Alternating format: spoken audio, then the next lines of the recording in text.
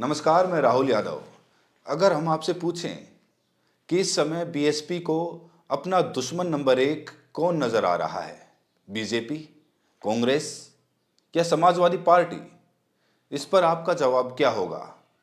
हम जानते हैं आप उलझ गए होंगे क्योंकि सही जवाब है इनमें से कोई नहीं। सही जवाब है एडवोकेट चंद्रशेखर आजाद। दोनों ही नेताओं ने, मतलब मायावती और चंद्रशेखर आजाद ने, एक दूसरे के खिलाफ खुलकर मोर्चा खोल दिया है। भले ही दोनों एक दूसरे का नाम नहीं लेते, लेकिन जिस जमीन पर चंद्रशेखर और मायावती दोनों पैर जमाने की कोशिश कर रहे हैं, वो जमीन तीखी है और वो जमीन है कांशीराम की बनाई हुई दलित राजनीति की जमीन। एक तरफ मायावती कांशीराम की घोषित उत्तराधिकारी हैं, तो चंद्रशेखर आजाद ने अपनी पार्टी का नाम ही आजाद समाज पार्टी कांशीराम रखा है। ऐसे में अब यूपी की दलित राजनीति में आकाश आनंद बनाम चंद्रशेखर होने जा रहा है, एकदम तय है। जी हां, उत्तर प्रदेश में अपनी खिसकी हुई सियासी जमीन की तलाश करती बीएसपी की नेता मायावती ने आजाद समाज पार्टी के चीफ चंद्रशेखर आजाद को मेंढक कह दिया है। उन्होंने इशारों ही इशारों में चंद्रशेखर पर तीखा हमला बोलते हुए दलित समाज को सावधान रहने तक की बात कह डाली है। एक के बाद एक 3 ट्वीट करके बीएसपी सुप्रीमो मायावती ने भतीजे आकाश आनंद को दलित समाज का सच्चा हितैषी बताते हुए कहा कि बाकी नेताओं की तरफ देखने की जरूरत नहीं है। इसका मतलब है कि उत्तर प्रदेश में आने वाले दिनों में दलित राजनीति पर दावेदारी को लेकर दो युवाओं के बीच घमासान होगा, आकाश आनंद और चंद्रशेखर रावण। इन दोनों की लड़ाई में लाभ किसका होगा, इस पर हजार दलीलें दी जा सकती हैं, लेकिन फिलहाल की कहानी यह है कि चंद्रशेखर मायावती के निशाने पर है। अपने पहले ट्वीट में मायावती ने आकाश आनंद को अपना उत्तराधिकारी घोषित करके वह सभी पदों व जिम्मेदारियों से बर्खास्त कर देने और इसके बाद फिर से वापस लेने को लेकर सफाई पेश की है। उन्होंने लिखा कि देश में बीएसपी बहुजन हित की एकमात्र अंबेडकरवादी पार्टी है तथा पार्टी हित में लोगों पर कार्रवाई करने व पश्चाताप करने पर उन्हें वापस लेने की परंपरा है। इसी क्रम में श्री आकाश आनंद के उतार चढ़ाव व उन्हें मुख्य नेशनल कोऑर्डिनेटर बनाने से बहुत से लोगों में बेचैनी स्वाभाविक है। मायावती किसी का नाम नहीं ले रही, लेकिन बात साफ हो जाती है कि वो किसकी बेचैनी की बात कर रही है। लेकिन उनका हमला यहीं पर नहीं रुका। चंद्रशेखर आजाद की तरफ इशारा करते हुए उन्हें अवसरवादी व स्वार्थी तक करार दे दिया। अपने दूसरे ट्वीट में आकाश आनंद को स्थापित करने, उनके लिए स्वीकार्यता हासिल करने व पार्टी लाइन स्थापित करने की कोशिश करते हुए एक बार फिर से उन्होंने चंद्रशेखर रावण को घेर लिया। मायावती ट्वीट नंबर 2 में लिखती हैं, पार्टी को उम्मीद है कि अब श्री आकाश आनंद बाबा साहब डॉक्टर भीमराव अंबेडकर एवं मान्यवर श्री काशीराम जी के आत्मसम्मान के कारवां को आगे बढ़ाने व उनके सपनों को साकार करने की जिम्मेदारी पूरी तन्मयता और जी जान से निभाएंगे। अर्थात पार्टी को अवसरवादी व स्वार्थी लोगों की कभी जरूरत नहीं है। अगले ट्वीट का विश्लेषण करने से पहले आपको बता दें कि पिछले 30 साल में बीएसपी अपने सबसे बुरे दौर में है। 1989 में जब पार्टी ने अपना पहला लोकसभा चुनाव लड़ा था, तब भी उसके 4 उम्मीदवार जीतकर संसद पहुंचे थे, लेकिन इस समय लोकसभा में बीएसपी का एक भी सांसद नहीं है। यही हाल 2014 में भी हुआ था, 0। वहीं यूपी की विधानसभा में उसका केवल एक विधायक है।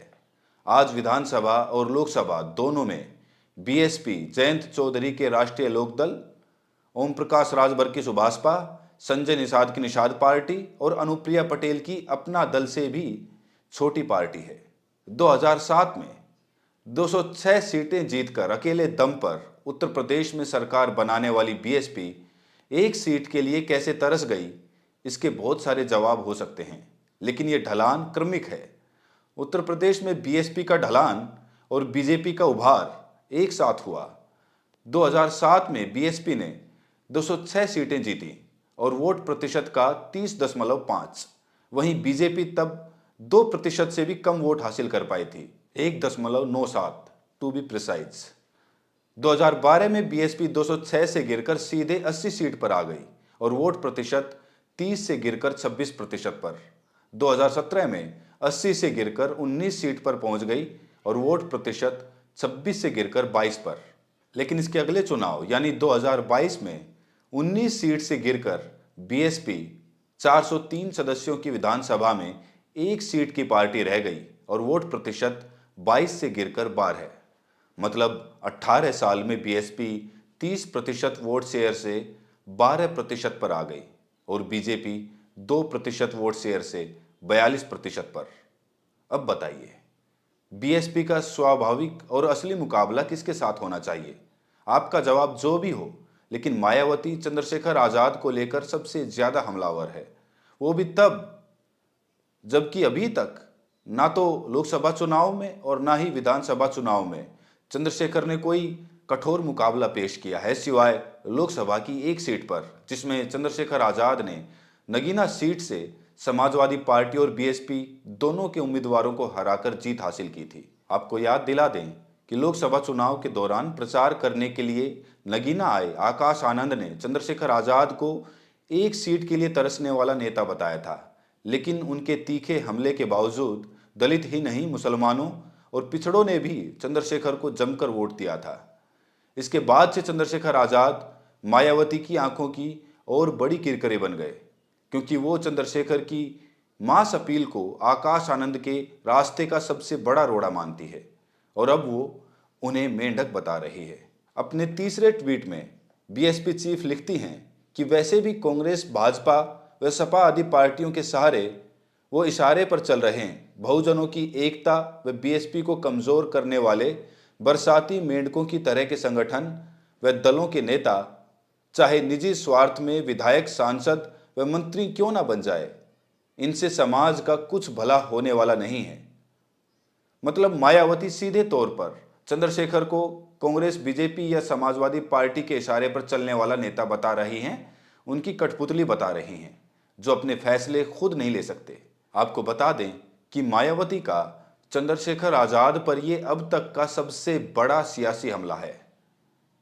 तो क्या ये अचानक है? नहीं, बिल्कुल नहीं। चंद्रशेखर अब खुलकर अपनी राजनीति करना चाहते हैं। खासकर दोबारा से आकाश आनंद को मायावती का उत्तराधिकारी घोषित करने के बाद, नेशनल कोऑर्डिनेटर बनाए जाने के बाद उन्होंने अपनी लाइन ज्यादा साफ करनी शुरू की ताकि कोई कंफ्यूजन ना रहे। पिछले दिनों चंद्रशेखर ने लखनऊ में अटल कन्वेंशन सेंटर में आयोजित प्रबुद्ध सम्मेलन में कहा कि आजाद समाज पार्टी ही बाबा साहब भीमराव अंबेडकर के विचारों और विरासत का प्रतिनिधित्व करती है। वहीं आकाश आनंद को लेकर भी उन्होंने तीखा हमला बोला था। उन्होंने कहा था कि मुर्दा लोग मिशन नहीं चलाते और जिंदा लोग तो मिशन छोड़ते नहीं। उन्होंने सीधे सीधे कहा था कि आकाश आनंद को जनता नकार चुकी है, मजबूरीवश उन्हें निकाला या लिया जा रहा है, उनके पास कोई विकल्प नहीं है। इसके साथ ही उन्होंने मायावती को लेकर भी इशारों इशारों में कहा था कि वो मौका खो चुकी हैं। चंद्रशेखर ने कहा था कि बहुजन समाज पार्टी की प्रमुख मायावती का मैं सम्मान करता हूं, लेकिन कांशीराम और डॉक्टर भीमराव अंबेडकर के मिशन को अब हमारी पार्टी ही पूरा करेगी। मायावती कह रही हैं, हमारी पार्टी पूरा करेगी। इस मामले में जनता की राय सबसे इंपॉर्टेंट है, इसीलिए कमेंट्स में जरूर बताएं कि दलितों का प्रतिनिधित्व आकाश आनंद ज्यादा अच्छे से करेंगे या फिर चंद्रशेखर आजाद। तो मिलते हैं अगली वीडियो में। अगर चैनल को सब्सक्राइब कर चुके हैं तो नोटिफिकेशन बेल को भी जरूर प्रेस कर लें। बहुत बहुत शुक्रिया।